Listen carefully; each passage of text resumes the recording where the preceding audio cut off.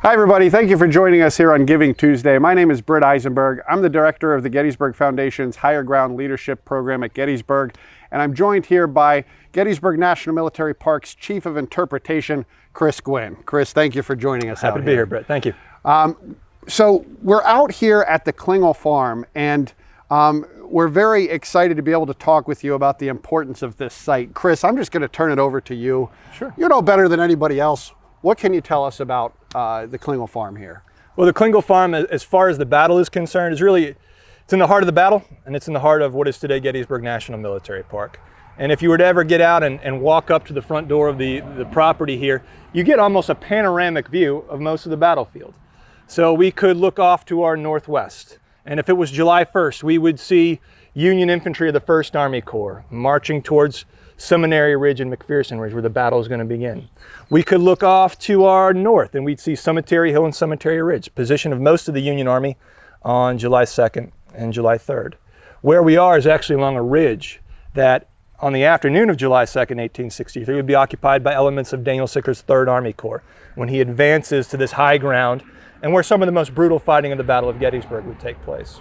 And then again on July 3rd, if we were standing here, we'd see sweeping across the fields just north of us the better part of 12,000 Confederates involved in the climactic moment of the Battle of Gettysburg, Pickett's charge.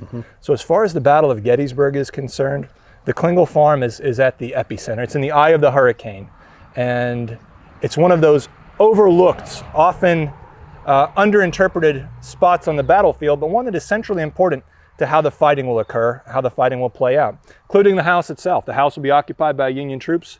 Union soldiers from Massachusetts, New Jersey, New Hampshire will fight on the property. They'll actually knock out rifle holes in the walls itself. And then of course afterwards it would be one of the hundreds of field hospital sites where the wounded and the maimed would be cared for. Yeah, thank you. So you heard it from Chris, integral to the interpretation of this battlefield and such an important component of the story of the battle and before and after as well. What can you tell us about the family itself that occupied this house? No, the Klingel family were new residents of Gettysburg. They had moved in April of 1863.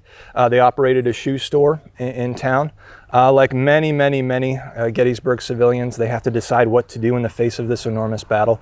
By July 2nd, they flee the property. They return home following the fighting, find their property in ruins, and now they have the great task of rebuilding their lives out of the shattered remnants of the battle. So a very common story. Yeah. Thank you, Chris.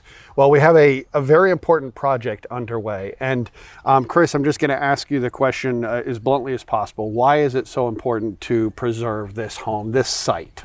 Well, as you can see, Britt, the Klingel Farm, it needs a lot of help. It needs a lot of care. And it's the responsibility of the National Park Service to make sure that we care for this battlefield the best way that we can. And by preserving this building, by preserving this structure, we're able to tell that story of the Klingel family. We're able to better tell the story of the battle and why it still matters today. And so it's an integral part of this landscape and this story. And obviously we can't do it all by ourselves. Yeah. So friends, if you want to find out more about helping with this project, you can go to the Gettysburg Foundation's website or our social media channels. But thank you very much for letting us share this important story with you.